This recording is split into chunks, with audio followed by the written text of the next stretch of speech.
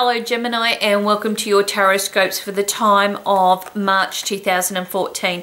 Now I've been asked to show you the cards so that you know what cards I'm actually using. I'm hoping this doesn't throw me off too much because I'm so used to just flipping the card up, okay, and then just, you know, going ad lib and just giving you the information. Now, we're going to cover your home and your family, your career and your goals. We'll look at your finances, your health and well-being, and your relationships as well. So in connection with the home and the family, now what you're going to be finding during this period of time, it's all about commitments. That's what the Queen of Cups comes down to. It's being afraid when she's in reverse to make the commitment. So it could be that you're going through a period of time that you need to work out what needs to be done. You may need to pin down people for decisions, okay? But whatever it is, it's like as if you need to step forward and take responsibility and say, no, this is what I'm going to do. Draw that line in the sand. I feel that during this period of time, it's about also keeping connected to your emotional well-being, not letting things get excessive or all over the place, okay? Feeling like, you know, nothing's going to go the way that you plan. The home and the family will be a lot more settled once you get through probably the mid part of the month of March, okay? After that, you kind of feel that, you know, everything's kind of coming together quite nicely. You feel quite confident about who you are, what you want, what you're hoping to achieve, and you're feeling that you're on the right track. But the first couple of weeks of March, it could be that your emotional well-being and your thinking's a little bit all over the place, and it's affecting the dynamics of your home and your family, okay? Things may be a little bit unsettled or a little bit rocky during that period of time. In connection with your career and your goals, now you are going to be finding that this is one of those months that you are juggling, and that's what the Two of Pentacles is about, juggling your responsibilities. You feel like things are kind of on the up and down and all over the place, okay? Maybe you're between two jobs or two positions during this period of time.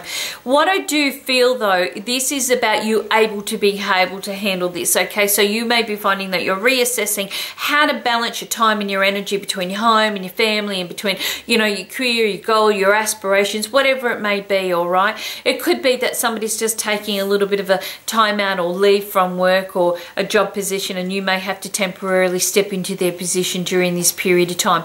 Whatever it may be, okay, I do feel that there is going to be some good successes here, and you're going to see that you've got some great achievements as well. Now, for those that are looking for work, you may be finding once again that there are two job roles that you're finding that you may be traveling, you might be, you know, having to do a little bit of shift work. You could be, you know, here, there, and everywhere within yourself. But I do feel that once again that this is good success, and it's about you kind of knowing that you have the skills and the abilities to kind of follow through and make these great choices, okay, or to open up these potential opportunities when they're leading to better, you know, like success for everybody all so concerned. Because it's like as if I just feel like you just at different times feel a little bit exhausted, but you know what, it's going to be worth it at the end of the day.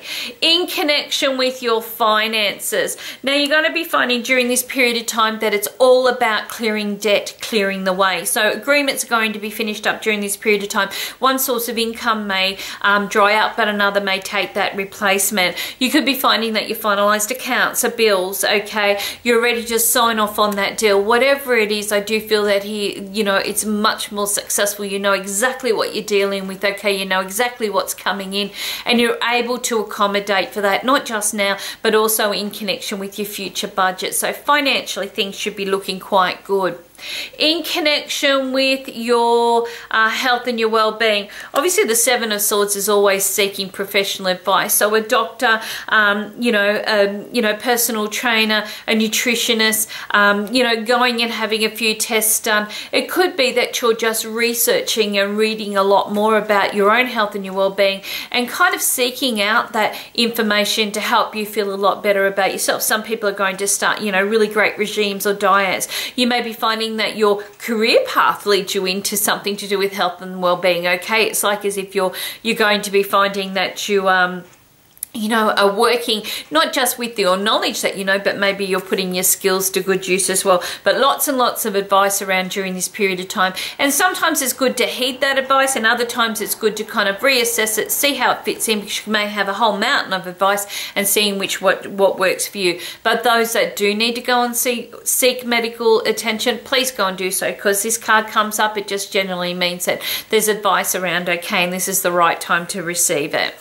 In connection with your relationships. Now, you're going to be finding that this is one of those times that you're really looking at where you have been previously, you know, the past experiences that you've had. You know, don't keep on going down that same road if something isn't working. It's like as if I've been here, done this before, same results seem to come out of this.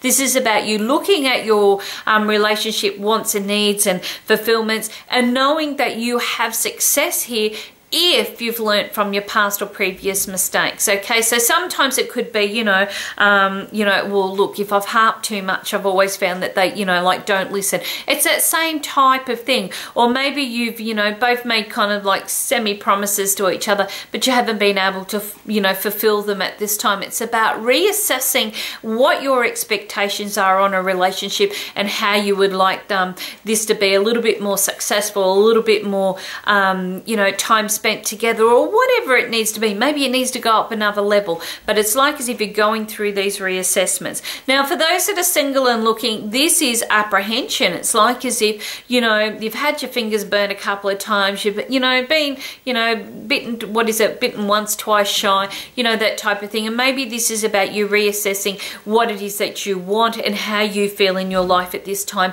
for you to be able to have the potential of what it is that you expect from a love relationship. I do get the caution and apprehension sitting here, but I also know that you kind of like, you've got it switched on.